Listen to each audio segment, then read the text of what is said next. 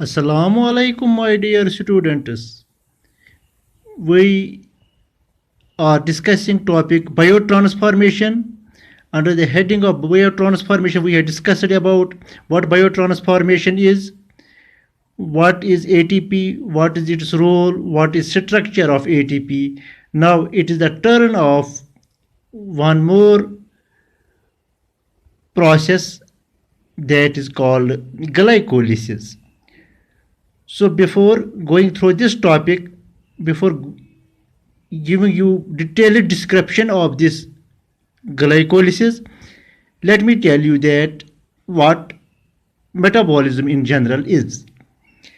As a result of digestion, proteins are broken down into amino acids, carbohydrates into simple sugars, mainly glucose, and fats into fatty acids and glycerol. In the intestine, the amino acids, sugars are absorbed in blood vessels, and fatty acids and glycerol into lymphatic vessels, from where they are carried into tissues. Within the cell, the molecules are metabolized.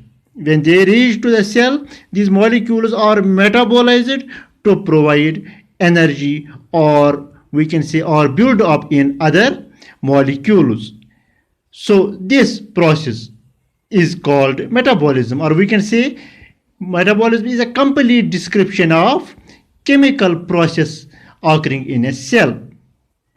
The metabolism consists of two processes: catabolism and anabolism. In catabolism, degradation of complex organic molecules into simple molecules take place. In this process, in catabolism, we can say that energy is released, while as in anabolism, what is happening? It is a biosynthesis. It is the process of biosynthesis in which complex molecules are produced from simpler molecules. And in this process, we can say that energy is required for the whole process. After giving you brief discussion of this, let me tell you directly what glycolysis is.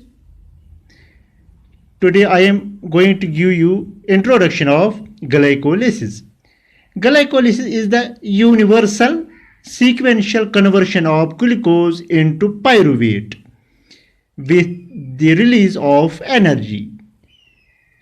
The enzymes involved in the glycolysis has been conserved through conversion. Therefore, it is a universal phenomenon found in all living cells. We can say that as a result of glycolysis, one molecule of glucose is converted into two molecules of pyruvate. Let me tell you first that this glycolysis, you can have a look at this glucose molecule. It leads to the formation of two glucose molecules, and here are enzyme catalyzed reactions. Enzyme catalytic reactions. These enzyme catalyzed reactions, they lead to the formation of two pyruvate molecules. Depending upon the organism, the fate of these two pyruvate molecules, the fate of these two molecules vary. In aerobic organisms,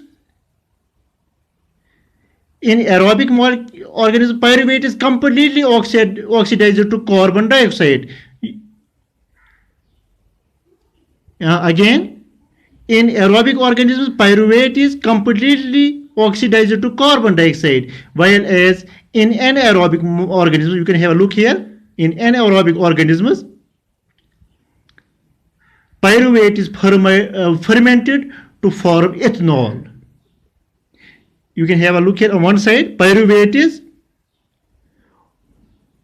you can have a look here. In anaerobic cells, pyruvate is fermented to form ethanol. It is here ethanol. Alcoholic fermentation is carried. This is carried out by yeast cells. While as in muscle cells or some other cells, you can have a look here. All or in some microbes, RBCs, or in retina, this pyruvate leads to the formation of lactic acid. So it is called lactic acid fermentation. Once again, this glucose leads to the formation of two pyruvate molecules. We can say that depending upon the organism, the fate of pyruvate molecules varies. In aerobic organism, pyruvate is completely oxidized to form carbon dioxide. In anaerobic cells, pyruvate is fermented to form ethanol, and this is called alcoholic fermentation on left side. And this alcoholic fermentation, it is carried out by yeast cells, while as in muscles or in some other microbial cells, lactate is produced. You can have a look here. It is also an aerobic process, but it takes place in muscle cells and in some other microbial cells, or we can say in RBCs. So this lactic acid formation takes place. It is called a lactic acid fermentation. While in the organisms where there is oxygen present, the process is entirely different. Oxidative decarboxylation of pyruvate to acetyl-CoA. Acetyl-CoA is caused by pyruvate dehydrogenase complex, and this process and this reaction links glycolysis. You can have a look here, and this reaction links glycolysis to Krebs cycle or citric acid cycle. Let us have a look here. In general, I have written here glycolysis from glycose. Glycose, it means glycolysis from glycose, an older term for glucose, and lysis means degradation, breakdown, dissolution. So we can say that glycolysis is the breakdown of glucose up to the formation of pyruvic acid or pyruvate. This glucose molecule is 6-carbon compound, and it in glycolysis, in enzyme catalyzed reactions, it leads to the formation of two molecules of pyruvate or pyruvic acid, which is 3-carbon compound, and energy produced during this process, it is in the form of ATP, adenosine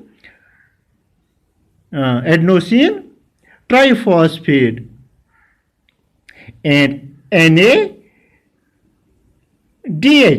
nicotine amide adenine dinucleotide. Nicotine amide adenine dinucleotide, it is in reduced form. Reduced nicotine amide adenine dinucleotide. This glycolysis, it takes place in cytosol or cytoplasm. So we can say that enzymes, if it takes place in cytosol or cytoplasm, we can say that enzymes for glycolysis are found in the soluble fraction of the cell outside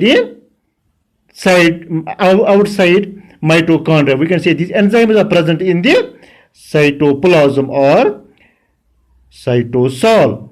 Glycolysis is also called EMP, Embden-Meyerhof Paran's pathway or scheme, as it is the most common pathway or scheme in glycolysis. After this, let me tell you that glycolysis, it is completed into two major phases. One is preparatory phase or phase first, or it is also called energy investment phase, and second is ATP yielding phase or phase second. or it's also called oxidative phase or payoff phase. So two phases of glycolysis: preparatory phase or phase first. Second is ATP yielding phase. First phase also called energy investment phase, and ATP yielding phase or phase second is also called payoff phase. So after this, I will give you detailed description of glycolysis.